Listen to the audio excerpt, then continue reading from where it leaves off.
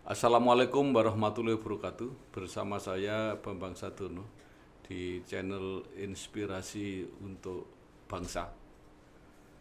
Mudah-mudahan channel ini bisa membawakan informasi maupun analisis secara jernih, berimbang, dan arif. Kali ini akan disampaikan inspirasi politik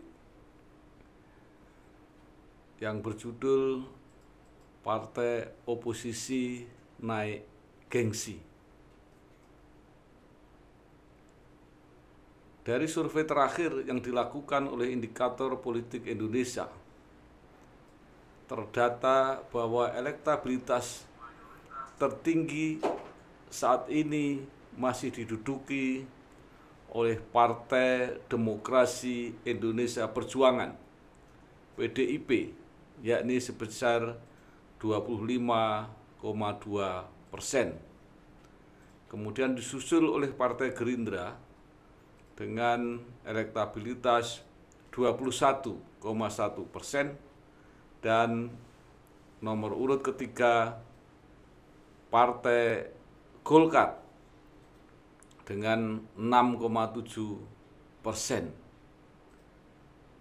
Namun di balik data-data ini ada beberapa hal yang menarik jika dibandingkan dengan survei sebelumnya, yakni yang diselenggarakan pada Juli 2020. Beberapa hal yang menarik itu, pertama, ada beberapa partai yang ternyata dukungan elektabilitasnya menurun. Seperti Partai Demokrasi Indonesia atau PDIP sendiri yang semula pada bulan Juli masih 26,3%, turun menjadi 25,2%. Partai Golkar yang pada bulan Juli masih 8,3%, turun menjadi 6,7%. Hal yang sama juga dialami oleh Partai Kebangkitan Bangsa (PKB), dari 5% turun menjadi 4,1%. Partai Nasional Demokrat atau Nasdem semula 4,5%, turun menjadi 3,1%. Kemudian Partai Amanat Nasional (PAN) dari 2% turun menjadi 1,1%. Partai Persatuan Pembangunan dari 1,7% turun menjadi 0,6%. Hal menarik yang kedua adalah ternyata juga ada partai-partai yang justru naik elektabilitasnya. Yang paling mencolok adalah Partai Gerindra. Pada bulan Juli 17,7%, naik dengan cukup signifikan menjadi 21,1%. Kemudian Partai Keadilan Sejahtera (PKS) juga naik dari 4,4% menjadi 5,9%. Hal yang sama juga dialami oleh Partai Demokrat, dari 5,7% naik walaupun agak tipis menjadi 5,9%.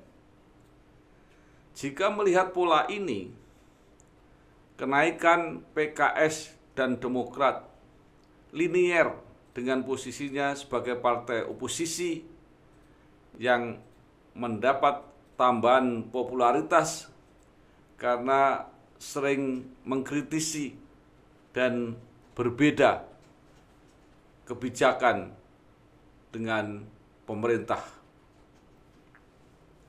Sementara itu, hampir semua partai koalisi yang mendukung pemerintah mengalami penurunan elektabilitas.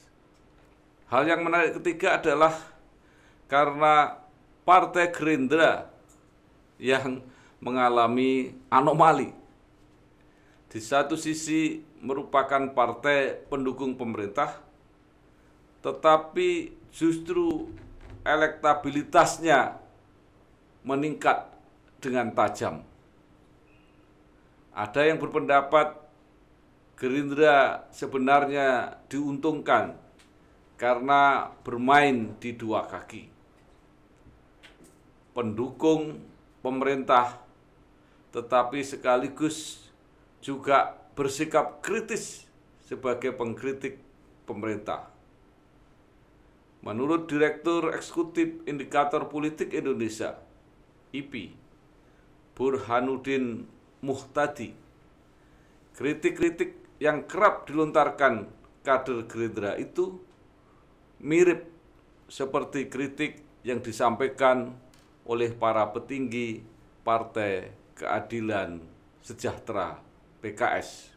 Pemilu 2024 memang masih jauh, tetapi setidaknya angka-angka tersebut bisa menjadi pertimbangan dan titik awal bagi partai-partai untuk persiapan menuju perhelatan demokrasi yang akan menentukan nasibnya di masa depan. Terima kasih. Wassalamualaikum warahmatullahi wabarakatuh.